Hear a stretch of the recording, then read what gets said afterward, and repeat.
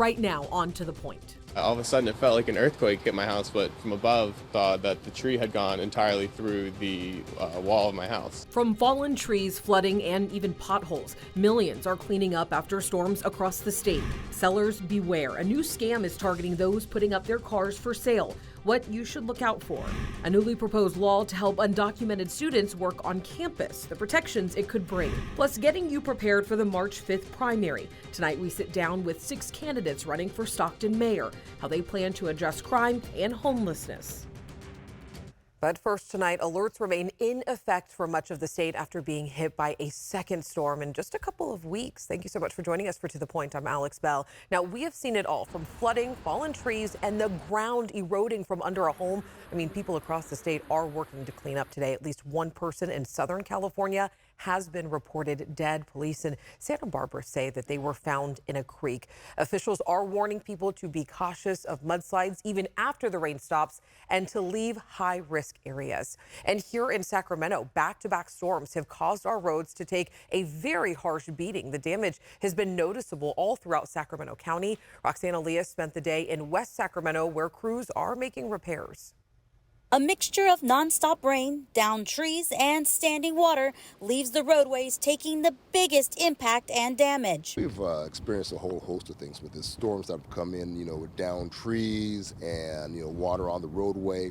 And so right now what we're doing is trying to clean up after what has gone on. Matt Robinson says the Sacramento County Department of Transportation has prioritized the damage. First, they take care of flooded roads like Kiefer Boulevard, which is now dry. Crews will then clean up the debris to allow traffic to pass through. And after that, they have time to focus on repairing potholes. We're trying to get rid of potholes as fast as possible, but it's difficult because more potholes occur from time to time and people keep driving over them, which causes even more damage before we can get to them. But on clear days like Tuesday, crews in the city of West Sacramento can take advantage of drier conditions. Cities throughout the region, our public works crew rushes out as soon as the weather turns around. Like today, we got a little break in the weather, and they hustled out. So far, over the 3-day holiday weekend, they fixed about 14 reports of potholes. They put a treatment on it that's called cold patches, and these are temporary fixes. This is not a permanent fix, but in rainy, cold weather, that's the only mixture they can use. Then in the springtime, a more permanent fix can be made.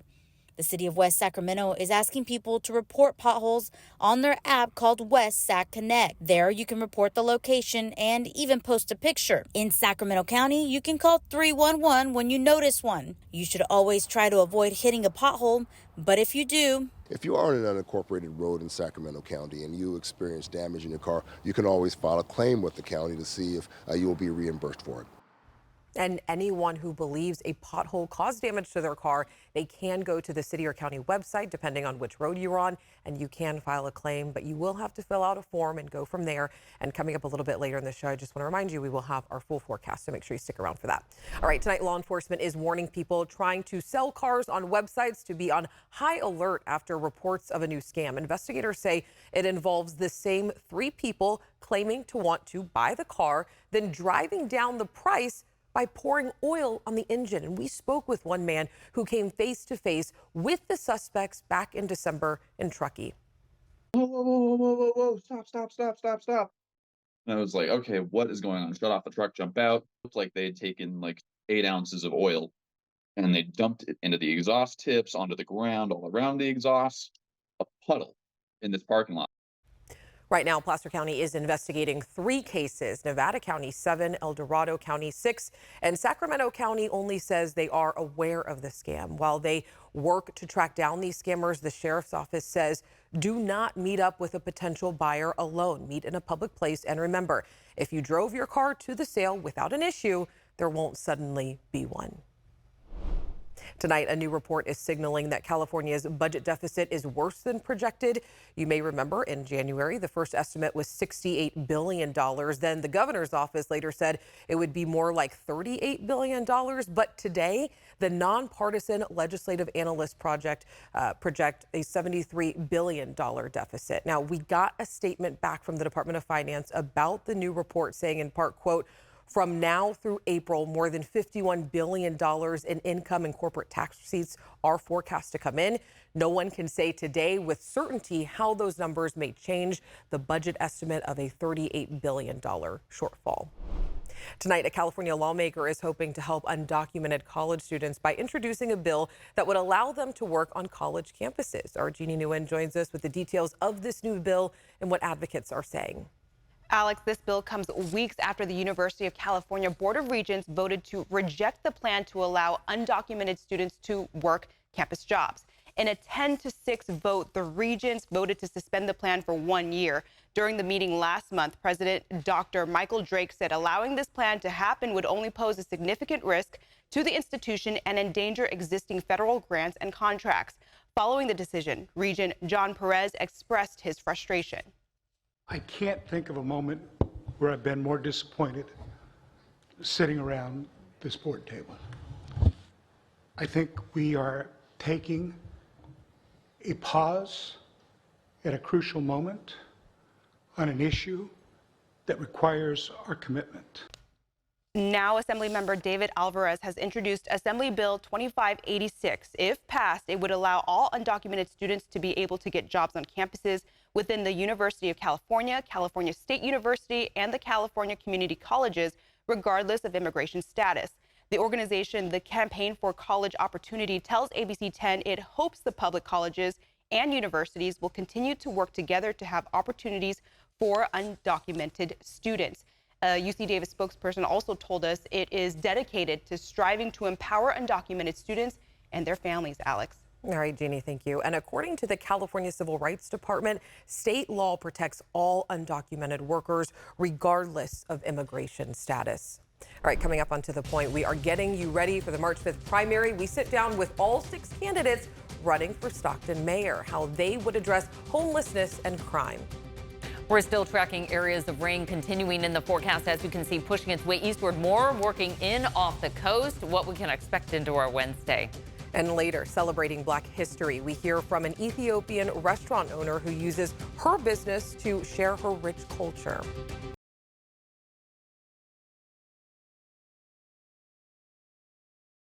Welcome back. Check out these weather videos we just got in from viewers in El Dorado County. On the left is rain in Placerville from Rick Decker.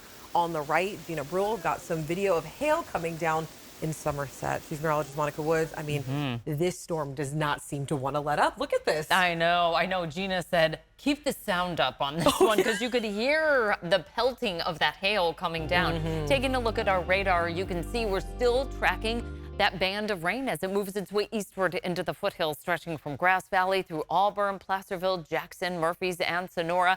Back edge of this starting to clear out ever so slightly for the valley. We're not quite done yet. I'll just say this, overnight tonight, expect to hear some heavy downpours here throughout the valley. Modesto right now, still some lingering showers there. You can see some of the heavier rain moving through parts of the Mother Lode all the way along Highway 50. And of course, for the 80-50 corridor, it has been snow coming down heavy at times with chain controls pretty much on and off throughout the entire day. Right now, it is backed up on I-80 as chain controls are in effect. As we take a look at that winter weather advisory, that will stay in place through 10 o'clock tomorrow morning, and our flood watch also continues through early tomorrow. Again, periods of some heavy rain possible overnight tonight. Already picking up roughly about 1/10 of an inch to over 3/10 of an inch of rain since midnight for the valley. For a short period of time, we had a flash flood warning in effect for San Francisco because of a heavy rain moving through and just a band that was sitting over them for quite some time. There's the low that's been with us since Sunday, delivering all of this active weather up and down the state. We have just a little bit left over for tomorrow, with about 1/10 of an inch in the valley coming in with additional accumulation, closer to about 1 to almost 7 inches of snow for this year. Again, that's just going to come in overnight tonight through tomorrow. At 1 a.m., you can see how we just have that very thin sliver of a band coming through. It looks like it's a dry start tomorrow, but don't put away those umbrellas. Here comes the back edge of that system before we get a better break over the course of Thursday, Friday, and into Saturday. There's that low, though, that we'll be tracking into the weekend as we take a look at that 10-day forecast. Next, on To the Point, we sit down with all 6 candidates running for Stockton mayor, how they plan to address crime and homelessness.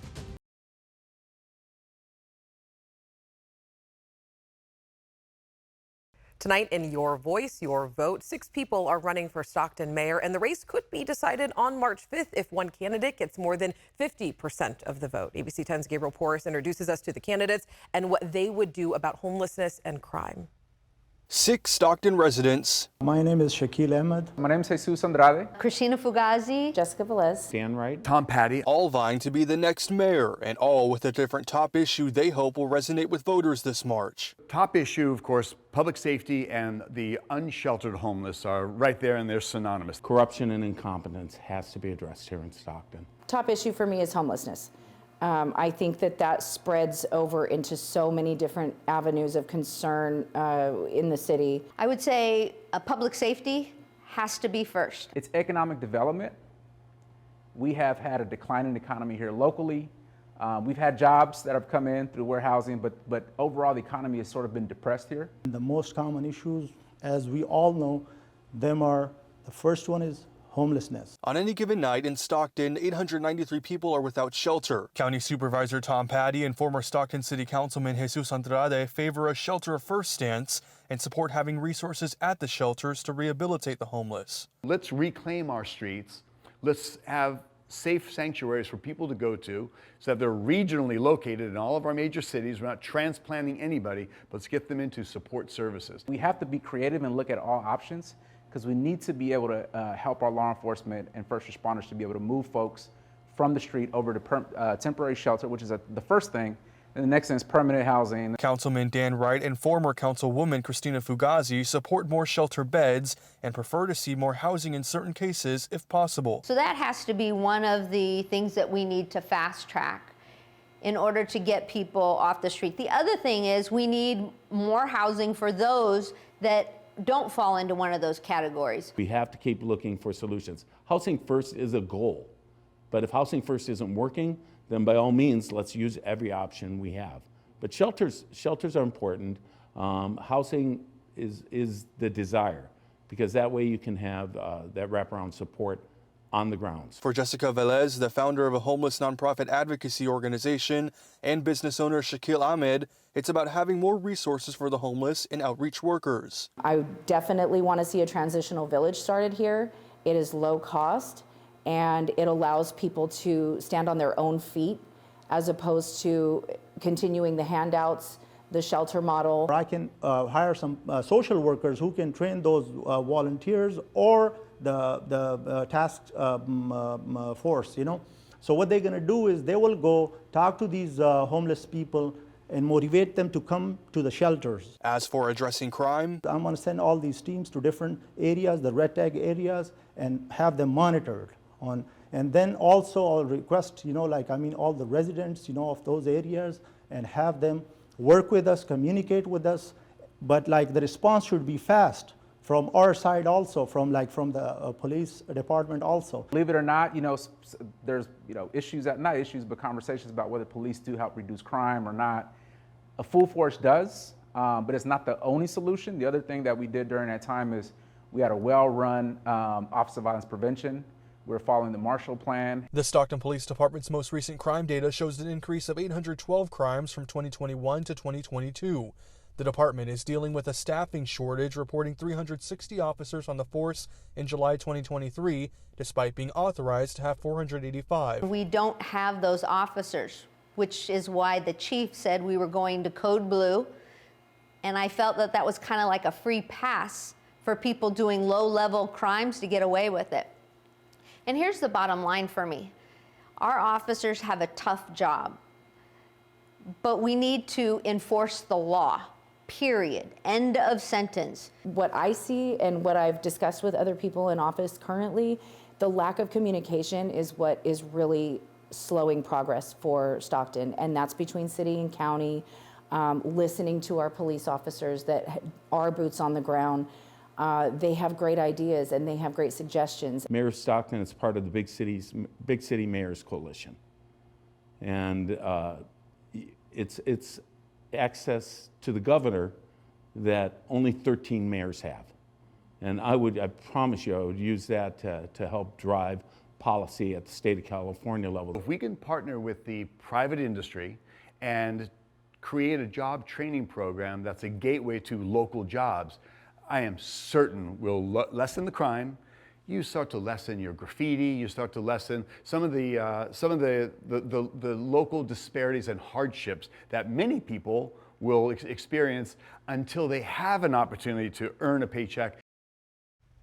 And candidates also address the quality of life in Stockton and why they think they would be best for the job. So if you do want to watch those full interviews, make sure you head to our website, abc10.com/election. And I also want to mention today is the last day to register for the primary. You can do that online at the Secretary of State's website. All right, next on To the Point, we hear from an Ethiopian restaurant owner sharing her culture and heritage through food.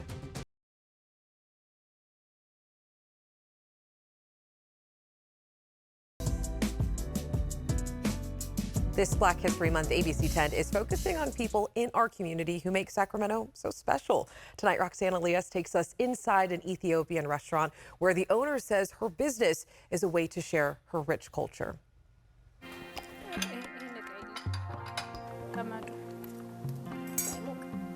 This is Hanita Aliou, and she's living her dream of sharing her culture through food. Nestled in a quiet corner of a shopping center off Fulton Avenue in Arden Arcade, you will find her restaurant. And it's called Abyssinia, it means Ethiopia. Hanita Aliou, the owner of Abyssinia Ethiopian restaurant, works alongside her husband and her mother, Nigatwa Waldesik. Nigatwa runs the kitchen and prepares traditional Ethiopian cuisine. That includes the freshly made injera bread eaten with every meal. I grew up eating the food and cooking it with my mom, so I was like, oh, why not open up a restaurant? That wasn't always the plan. Her initial goal was to open a daycare after studying child and adolescent development at Sacramento State. When the original owner of the restaurant decided to retire, Aliou stepped in. Ethiopian traditions not only influence the food, but how it's served as well. With the food, everybody eats together, so it's like family style. So you don't have your own plate. So when it's served, it'll be like on a big plate, and then everybody will sit around and share. So you have like for older people, like for the younger people. So you just dig in. So you just go in there, just get some of the meat, mitmita, and spiced butter. To stay authentic, Abyssinia only uses spices and coffee imported from Ethiopia. This is what we use for most of like our spicy dishes. The spices just as colorful as the varieties of foods served at the restaurant. The most popular food here is like the Grand Sampler. It's a different variety of veggies and meat dishes. There is some spice to it. There's mild dishes. There are some vegetarian dishes. This Black History Month, she's taking pride in her culture and her country. She says it means a great deal to have a month representing the Black community. Because it will show like different cultures and then different like restaurants, let's say, different places that are Black owned that you can go and see or shop or eat at. So it's important because you don't get to see that throughout the year a lot. And although it may have been nerve-wracking in the beginning to start a business, Aliou says taking the risk has paid off. Before this, I used to think like people wouldn't enjoy our food, but starting this and seeing people like enjoying it, and then they come in and they're like, oh, we love this food, and it's so satisfying because they're like sharing what I'm feeling. Coffee, which originated in Ethiopia, also plays a big role in Aliou's culture. Abyssinia offers a traditional coffee ceremony in which a host will first roast the coffee beans by hand. Incense is burned as the coffee brews, and then a younger person will pour the coffee, starting with the eldest and then everyone sitting in a circle socializing. Aliou says it's a different scene than what most people picture when they think of Ethiopia. Ethiopia is a beautiful country, never been colonized, so we kept our tradition, our food. It's the same food that's been cooked for years. This is called shiro wet. In honor of Black History Month, she invites people to step out of their comfort zone and keep an open mind when it comes to trying new foods. Okay. Oh, that's good. That's good. I want them to leave happy because it's a wonderful food. I have a lot of customers, they come in for first time and they enjoy it because it's very flavorful. So when the customer leave, I would love them to be like, oh, I remember that place, like it's the best food, you know, the best culture. And Aliyu suggests looking at Abyssinia's online menu as a way to learn more about Ethiopian cuisine. And I just want to mention the restaurant is open from Tuesday through Sunday. Of course, we love telling your stories and getting to meet you. So if you have something that you think we should be looking into, make sure you reach out to me and the team. Remember, strangers are just people we haven't gotten to know yet. So take the time to get to know someone. Have a great night, and I'll see you right back here tomorrow.